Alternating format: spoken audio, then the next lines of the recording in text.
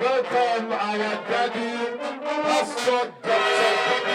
Kumuyi and our mommy Esther Kumuyi to the Miracle Explosion Ground at the Deeper Life International Conference Center. Welcome. All our leaders are flanking. Superintendent is now going to be led by the leaders to take his position and have an engagement with the press. Everybody say that. Quite a lot of countries in every continent, and many individuals and families have been blessed. There have been lives turned around, families reunited, and situations of every kind turned around for the better. And we've been in Abuja, we've been in Enugu, we've been in Uyo, we've been in Port Harcourt, we've been in Cross River, and now we're in Lagos. And this being, the last of the year, we titled it, we tagged it, the Great Miracle Explosion. And when we say explosion, it will really mean explosion. And only God can tell what will happen. But what the Lord has been ministering to me is that when we put all the things that have happened this year in the global crusades together, and we multiply that, that's a great expectation for this time. Virtually every life will be blessed. Everyone will be turned around. We'll move from where we are to where we've been dreaming to be and where we ought to be. For everyone that comes and for everyone who connects, I believe, for everyone, they're going to say this for them is the greatest thing that has happened to them in life. Of communities of families of individuals. And as we touch different individuals, we touch the nation. When we talk of touching the nation, take for example the place we call Nineveh in the Bible. They were in a bad situation. In fact, the end was very near for them. And Jonah came out and made the declaration that God had given him. The important thing is to make the declaration God had given the minister. It got to the grassroots level, it got to a higher level, eventually it got to the king. And the king now made a decree.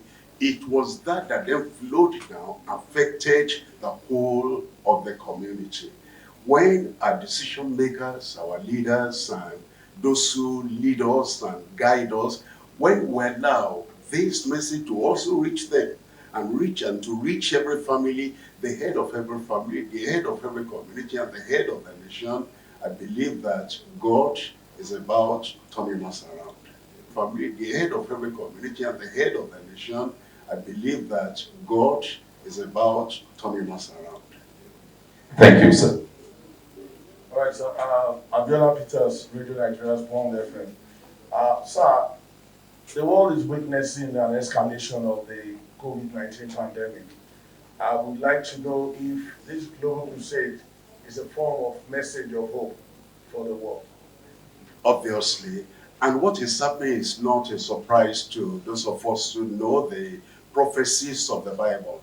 The Lord Jesus Christ had said near the time of his coming again that we're going to have pestilences, that's Bible language, that means pandemic, that means quite a lot of things. Then he said, even in the midst of that, this gospel of the kingdom that brings peace and joy and solution to every problem of man, should be preached in the midst of all that. So this crusade is to address personal problems, national problems, and the pandemic and everything. By the way, we've seen, I've lost count now, of the people who have been freed from COVID-19 by direct prayer for them. Here in Lagos, here in Nigeria, and even beyond Nigeria, even in the West, we've had people that they connected with the global crusades of the past, and these problems have been stopped instantaneously for them. And I believe at this time, there's going to be a multiplication of what we have seen since the global crusades began. It's going to address issues like that and issues that are prevalent in society. Yeah, it's a very laudable, I'm sure it's going to be a laudable program, sir.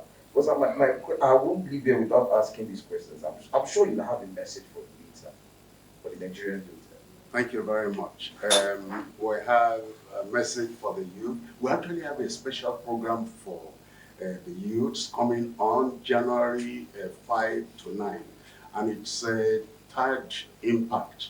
And it's to impact the lives of the younger generation and move them up to the leadership they ought to have. And so we want to say this crusade is addressing everyone, papas, mamas, and children and their children. But the one of January 5 to 9, 2022 is addressing the youths in particular.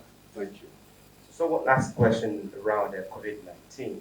So I want to ask if there are measures put in place to ensure that there are compliance with COVID-19 protocol.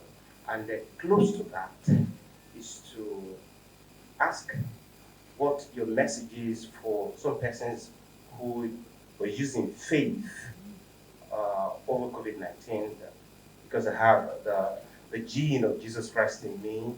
I don't need to use my face mask. I don't need to be vaccinated and the rest of those. So what will be your message? What will be your appeal to people having such thinking? And the last question would be, this is a mighty message. Like I said earlier on, you've been a blessing to me over the years.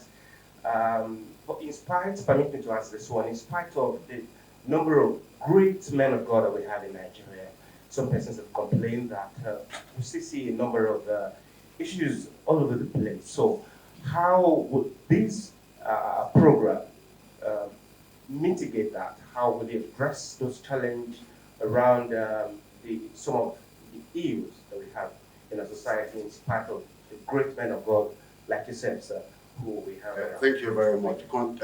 Considering or concerning COVID-19, I want to say that from my observation and from my, looking at things, I know that COVID-19 is real. And it's not fake, it's not politically arrange something to do whatever. It's real. We've had people who had real COVID-19 situations, and they were in isolation. In fact, one of our men, one of our pastors, was about passing on. According to him, he had said his last prayer because in that isolation, he had seen other people dying, just going like that. And then I knew about it, and I called him on phone and prayed with him. Within, I would say, within 1 hour, he was completely healed. Went to the toilet, got up by himself, came back by himself, and the Lord brought him back to life. In America, we have a family. The child went to school and then got COVID-19, came back home. The father, the mother, the 3 children, making 6 of them, they all had COVID-19. And again, they called on phone, and I prayed with them, and by the grace of God, everything was fine. Just this week, in that is Democratic Republic of Congo, one of our leaders there was in isolation, and it was COVID-19. And again, they called on phone, I prayed, I got the text yesterday, it's now discharged, everything is all right. So COVID-19 is real, but God has solution for every problem. As for all the precautions and all that, so when I came in, I put on my face mask, just like you put on your face mask, and all the sanitization and everything, we keep to all those things. And we believe in God. Those who have had it, they'll come out of it, and those who have not had it, with all these preventions and looking up to the Lord, everything will be all right. As to affecting the nation on all these things that we're doing, I just said some moments ago that Jonah came to Nineveh. And as Jonah came to Nineveh, he delivered his message. The rest was now in the hands of the people to accept the message, embrace the message, believe the message, and act on that message. And everything turned around for Nineveh. For us as well, God is still the same. Humankind is still the same. The moment we believe the Lord, everything will be all right. So I can say we're going to deliver the message God has given. And it's the good news of the Lord Jesus Christ. And good news is supposed to do good in every life. And as we all receive, our leaders receive as well, I believe there will be a turning around for lives, for families, and for our nation. Thank you, Steve. Thank you, Daddy.